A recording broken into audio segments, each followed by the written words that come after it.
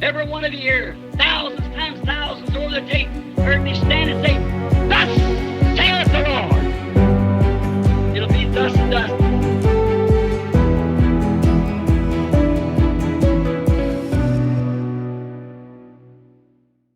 Em julho de 1933, sob um calor intenso, William Branham realizou reuniões de avivamento em uma tenda financiada por Roy Davis. Estas reuniões são consideradas um marco importante para os seguidores de A Mensagem. Branham começou a contar sua história de vida de diferentes formas ao longo do tempo, e as narrativas sobre esses eventos evoluíram significativamente. Em uma versão amplamente difundida, durante um serviço de batismo no Rio Ohio, quando Branham estava batizando o 17º convertido, os céus teriam se aberto. Uma luz brilhante desceu sobre sua cabeça e uma voz proclamou: "Assim como João Batista foi enviado para antecipar minha primeira vinda, assim você foi enviado com uma mensagem que precederá minha segunda vinda." Este evento teria sido testemunhado por milhares de pessoas, com relatos emocionantes de crianças gritando, mulheres desmaiando e repórteres cobrindo a história que se espalhou pelos Estados Unidos e Canadá. No entanto, registros históricos sugerem uma versão menos dramática. As reuniões tiveram a participação de menos de 100 pessoas, com apenas 14 convertidos mencionados em um artigo de jornal da época. O único registro conhecido dessas reuniões. I was baptizing them down at the end of Spring Street in Jeffersonville, Indiana, in the Ohio River, when... Eu estava batizando-os no final da Spring Street, em Jeffersonville, Indiana, no Rio Ohio, quando nearly 7,000 or 8,000 people standing on the bank bear witness at 2 o'clock in the evening, June 1933.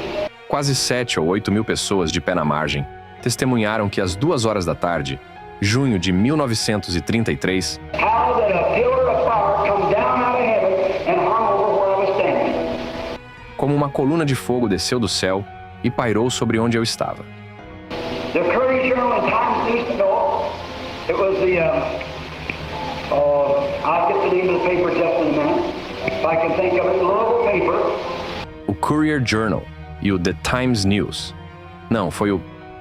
vou pegar o nome do jornal em um minuto, se eu pudesse pensar nisso. O Jornal de Louisville.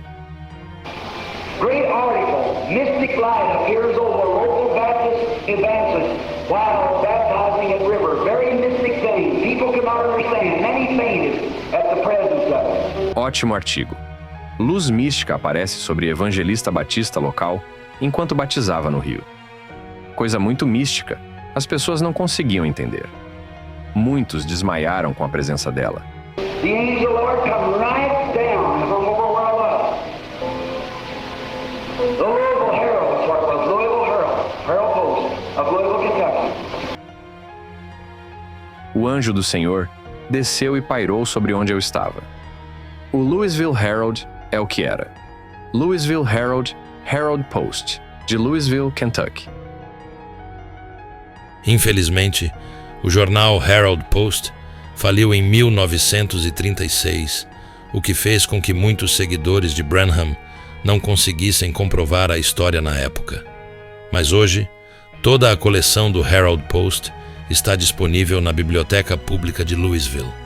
E ao examinar, fica comprovado que não há nenhum artigo sequer falando das reuniões de reavivamento de William Branham. Apenas o jornal Jeffersonville Evening News, um jornal local, que publicou a respeito do batismo, informando que havia somente 14 convertidos, o que torna tudo muito suspeito em torno da história contada por William Branham. Roy Davis utilizou o evento para fazer a transição da liderança de sua congregação para William Branham. Nenhuma testemunha ocular conhecida pela mensagem confirmou ou relatou ter ouvido a voz no céu. Como muitos correram com medo e outros se ajoelharam em oração, uma voz falou da coluna de fogo para ele e disse: Como João Batista foi o precursor da primeira vinda de Cristo, assim sua mensagem é a precursora da segunda vinda de Cristo. Claro que só ele ouviu as palavras. Infelizmente, não houve nenhum jornal na época que relatou o ocorrido conforme a descrição de William Branham, o que podemos entender como uma história inventada por ele próprio. O avivamento da tenda de 1933 foi o início de uma transição da primeira igreja batista pentecostal de Deus para se tornar o tabernáculo pentecostal Billy Branham. George Dark e Graham Snelling, que eram presbíteros de Roy Davis, agora eram assistentes do tabernáculo pentecostal Billy Branham, que seria aberta em breve. Após o término do avivamento na tenda, os três homens, William Branham, George Dark e Graham Snelling, voltaram a ministrar os cultos normalmente na Igreja Batista Pentecostal de Deus, até o ano seguinte, em abril de 1934, onde ocorreu o incêndio do estabelecimento, os obrigando a voltarem para a tenda de avivamento. Após isso, Roy Davis, com a ajuda dos anciãos e membros de sua família, ele estabeleceu o tabernáculo pentecostal Billy Branham. Durante o primeiro ano, faziam seus cultos na tenda na esquina da Rua Pratt com a Rua 8, e só em 1935 construíram então a igreja no lote ao lado onde está hoje o Tabernáculo Branham. Agora, voltando na questão dos assistentes, Graham Snelling e George Dark. George Dark trabalhou em estreita colaboração com Roy Davis por vários anos e tinha a reputação de pregar sobre uma crença de que as raças não brancas eram híbridos humano-animal, criados pelos pecados sexuais de Adão e Eva e seus descendentes. George morreu na enchente do rio Ohio em 1937, deixando Branham como o líder definitivo do tabernáculo. Agora, Graham Snelling tornou-se assistente do tabernáculo Branham em 1948. Porém, em 1952, ele teve um desentendimento com William Branham, pois ele descobriu que William Branham estava exagerando na história sobre o batismo de 1933. Snelling foi expulso do tabernáculo pouco depois de William Branham ter uma visão de que Snelling estaria tendo um caso extraconjugal. E parece que acusar os detratores de infidelidade se tornou algo comum empregado por Branham. Depois que o Snelling saiu, houve uma pequena divisão na igreja. Algumas pessoas, como Curtis Hooper, foram com ele para a nova igreja. Mas antes disso, Snelling, Dark e Branham estavam tocando juntos o grupo local dos seguidores do Roy Davis. Branham viajava bastante pela região, visitando outras igrejas ligadas ao Roy Davis e também participando do movimento pentecostal que estava crescendo em Indiana, Kentucky e Ohio. Em agosto de 1934, o reverendo Frank Kurtz, um importante ministro pentecostal da Unicidade de Cincinnati, visitou a congregação do Branham para pregar.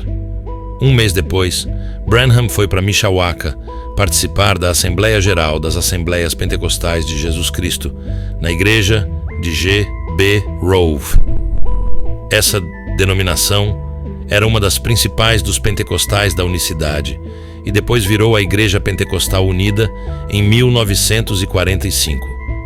Branham disse que foi convidado de última hora para pregar na convenção, mas não tem provas disso.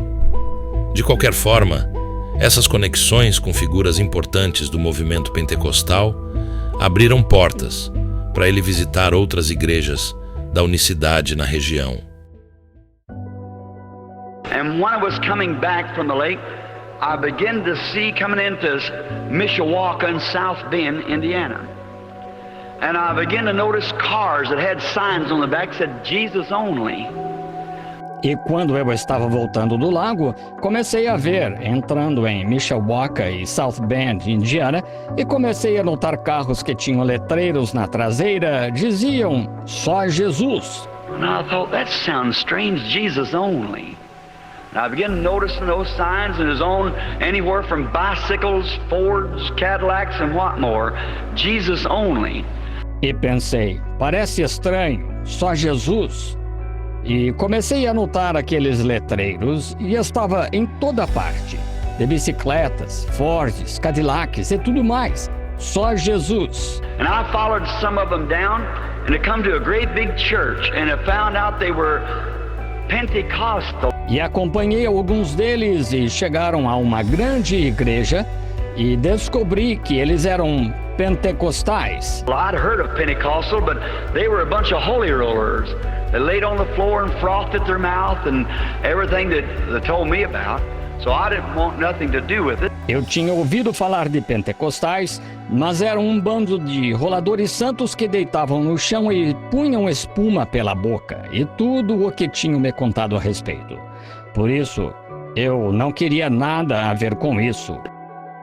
O curioso é que, apesar de Branham dizer na biografia oficial que evitava os pentecostais até 1945, tudo indica que ele já era pentecostal desde o começo, desde quando já trabalhava com Roy Davis. Tem até relatos de que ele participava da Escola dos Profetas do William Saunders nos anos 1930, que era um grupo pentecostal bem grande na época. And they had a place in Louisville. I was trying to find them people, and they called it the School of the Prophets. So I thought I'd go over and see what that was. Well, I didn't see nobody rolling on the floor, but they had some strange doctrines, and that's where I met this old man. He invited me to come up to his place. E tinha um local em Louisville. Eu estava tentando encontrar esse povo e eles o chamavam de Escola dos Profetas. Assim, pensei em ir até lá ver do que se tratava. Pois não vi ninguém rolando no chão, mas eles tinham umas doutrinas estranhas. E foi lá onde fiquei conhecendo este senhor, o qual me convidou para ir à sua casa. I went up for a vacation. I was there one day, and I went back to his house, and he'd done gone. And he'd gone somewhere down in Indianapolis. Said the Lord called him, his wife. Fui para umas férias e estive lá um dia e fui até a sua casa e ele havia saído e tinha ido a alguma parte lá em Indianápolis. Disse, o Senhor o chamou, a esposa dele. A Bernice Hicks também faz parte dessa história. Ela estava no Tabernáculo Branham desde o início e era professora da escola dominical, pregando regularmente até mais ou menos 1946, quando o irmão McCulloch virou pastor assistente. And our little sister Hicks, that used to be a Sunday school teacher here, I met her, her children and husband, and I met Brother Ben Bryant and all those who went from this tabernacle out there to the west to fellowship out there. What a wonderful reunion it was to get to see them all again. E nossa pequena irmã Hicks, que costumava ser professora da escola dominical aqui, eu a conheci, seus filhos e seu marido. E eu conheci o irmão Ben Bryant e todos aqueles que foram deste tabernáculo, lá fora, para o oeste, para a comunhão lá fora. Que reunião maravilhosa foi, poder vê-los todos novamente. Infelizmente não sabemos exatamente quem foi realmente o pastor ou a pastora assistente entre 1938 e 1945, mas é possível que Hicks tenha sido a segunda no comando depois da morte do George D. Ark até McCulloch chegar. Dizem que Hicks foi expulsa da igreja por volta de 1947, talvez por causa de algum conflito com Branham. Ela alegou que era uma professora mais popular que ele e que foi expulsa depois que Branham ficou famoso e quis acertar as contas. Hicks acabou fundando seu próprio movimento internacional, o Cristo Gospel Internacional, que também é de Jeffersonville. E esse foi mais um episódio da série Branham Flix. Esse vídeo é inspirado no livro de Charles Paisley, intitulado Sai Dela, Meu Povo, e no livro O Homem por Trás dos Capuzes Brancos, de John Collins. Agradecemos aos apoiadores Edson Pinheiro e sua esposa, Leandro Pereira, Jonatas Augusto e Marcos Menezes. Que Deus continue vos abençoando e até o próximo episódio.